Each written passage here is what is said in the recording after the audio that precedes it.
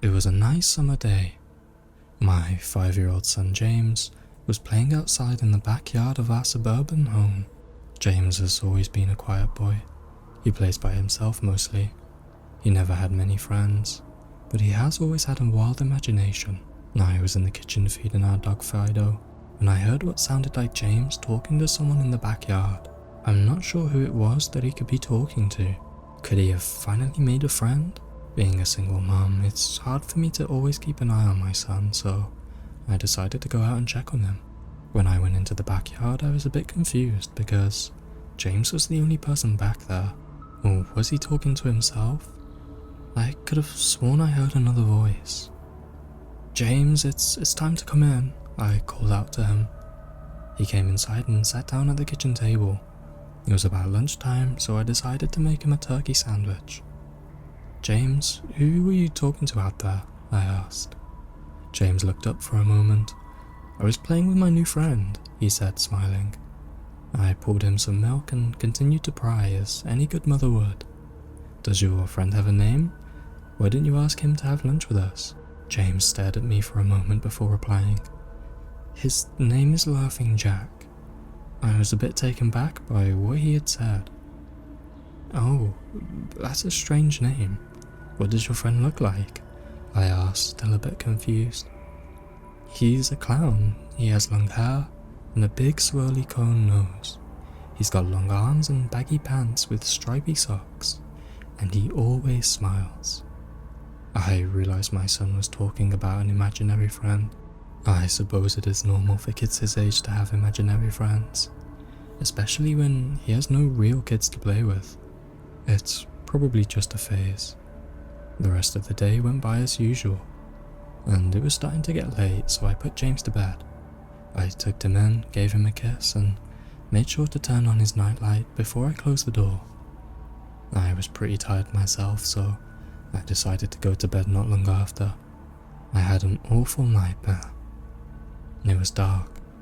I was in some kind of run-down amusement park. I was scared, running through an endless field of empty tents, broken down rides, and abandoned game huts.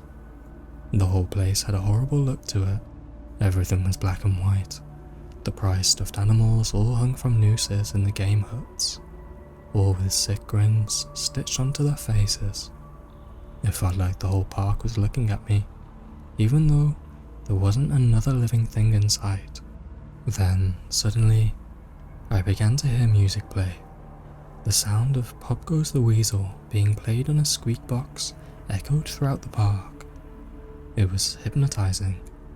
I followed its tune to the circus tent, almost in a trance, unable to stop my legs from moving forward.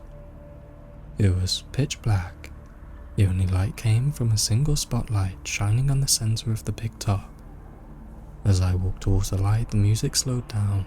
I found myself singing, unable to stop. All around the mulberry bush, the monkey chased a weasel.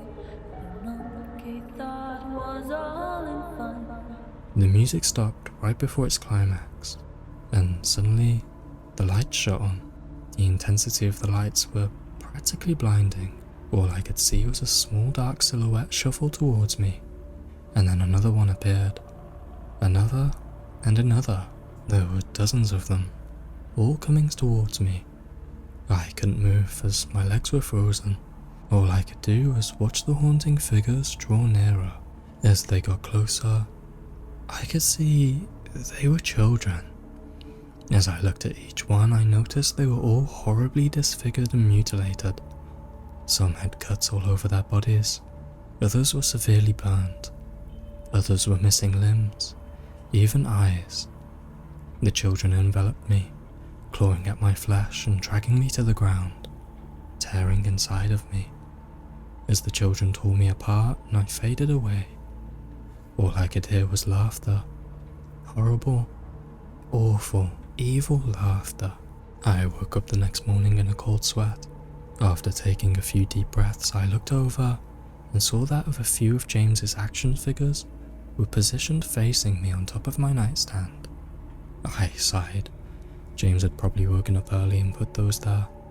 I gathered up his toys and made my way to James's room. However, when I opened the door, James was sound asleep. I just shrugged and placed the toys back into his toy box and headed out to the living room. A little while later, James woke up and I made him his breakfast. He was quiet and seemed a bit groggy. Perhaps he didn't sleep well either. I decided to ask him about the toys. "James, honey, did you put the toys in Mummy's room this morning?" His eyes shut up at me for a moment and then quickly glanced back down at his cereal. "Laughing Jack did it." I rolled my eyes and responded, "Well, you tell Laughing Jack to keep the toys in your room." James nodded and finished up his breakfast, and then he decided to go out and play in the backyard. I went to relax in the living room, and I must have dozed off because I woke up a couple hours later. Shit, I need to check on James. I was a bit worried. It had been over 2 hours and I hadn't have checked on him. I stepped out into the backyard, but James wasn't there anymore. I was getting nervous and so I called out to him. James, where are you?" Just then when I heard a giggle come from the front yard, I rushed through the gate around to the front of the house, and James was sitting on the sidewalk. I breathed a sigh of relief and walked over to him. "James, how many times have I told you to stay in the back? James, what are you eating?" James looked up at me and reached into his pocket and pulled out a handful of hard candies in all colours. This made me very nervous. "James, who gave you that candy?" James just stared at me, not speaking. "James, please tell Mummy where you got that candy." James hung his head down and said, "Laughing Jack gave it to me." And my heart sunk. I kneeled down to him and looked him in the eye. "James, I've had enough of this damn Laughing Jack thing. He's not real. Now this is a very serious situation, and I need to know who gave you this candy." I could see my son's eyes tear up. "But Mom, Laughing Jack did give me the candy." I closed my eyes and took a deep breath. James has never lied to me, but what he's telling me is impossible. I make him spit out that candy and I throw the rest away. James appears to be fine. Maybe I'm just overreacting after all. He could have just gotten it from Tom and Linda from next door, or Mr. Walker from down the street.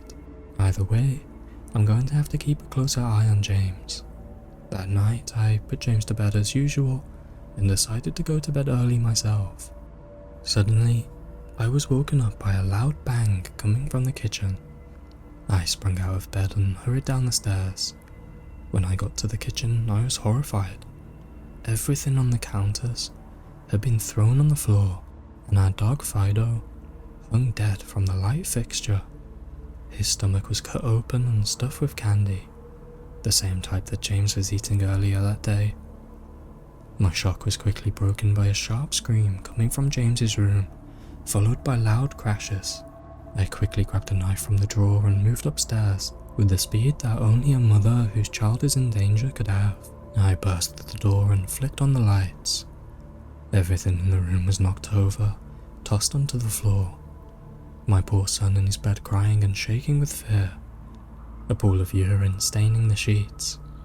I scooped my child up and ran out of the house. We went next door to Tom and Linda's. Luckily they were still awake. They let me use their phone and I called the police. It didn't take them long to arrive and I explained what had happened. They looked at me as if I were crazy. They searched the house, but all they found was a dead dog and 2 trashed rooms. The officer told me that someone had probably gotten into the house and done this right before making a quick escape, and they heard me coming up the stairs. I knew it wasn't true. All the doors were locked and none of the windows were open. Whatever was in my house didn't come from outside. The next day, James stayed inside.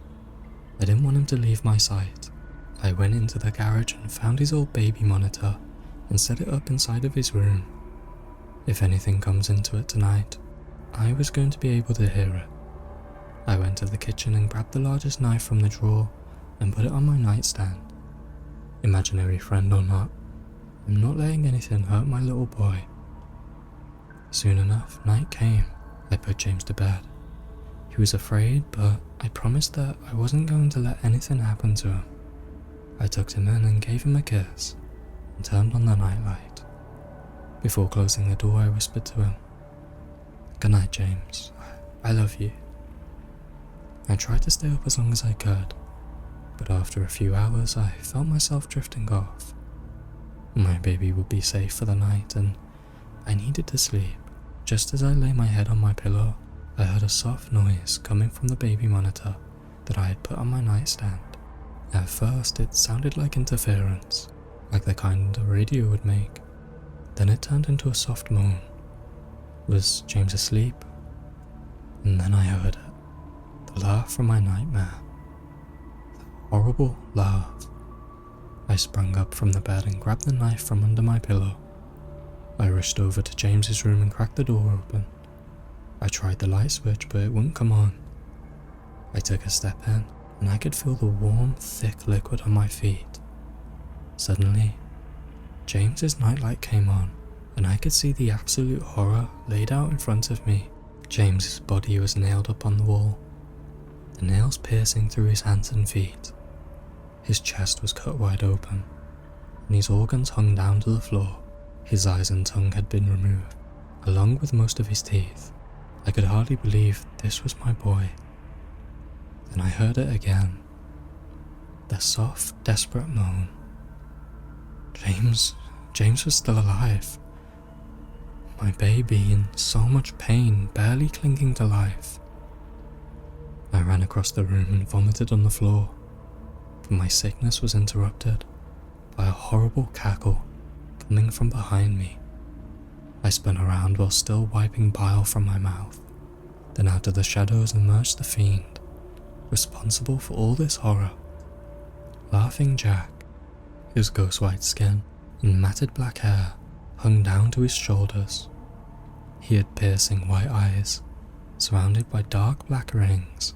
His twisted smile revealed a row of sharp, jagged teeth, and his skin didn't look like skin at all. It almost looked like rubber or plastic. He wore a patchy, black and white clown outfit with striped sleeves and socks. His body itself was grotesque, his long arms hanging down past his waist, and the way he was poised made him look almost boneless, like a ragdoll. He let out a sickening laugh as if to let me know he was pleased with my reaction to his work. He then turned around slowly in front of James and began to laugh even more at the horrific sight that he had laid out. That was enough to shake me from my terror. I snapped, "Get away from him, you bastard!" I rushed at the monster, raising the knife above my head, and stepped down at him. But as soon as the knife touched him, he disappeared into a cloud of black smoke. The knife passed right through and pierced James's still beating heart, splashing the warm blood across my face. What have I done? My baby. I killed my baby. I immediately fell to my knees, and I could hear sirens in the distance growing louder. My sweet baby, I promised I would protect you, but I failed. I'm so sorry, James. Please soon arrive to find me in front of my son, still wielding the knife covered in my baby's blood. The trial was short. Insanity. I was placed in Firebulla's house for the criminally insane, where I have been here for the last 2 months. It's not so bad here. The only reason I'm awake now is because someone is playing Pop Goes the Weasel outside my window. I'll talk to the orderlies about it in the morning. All around the mulberry bush, the monkey chased a weasel. The monkey thought was all in fun. Pop goes the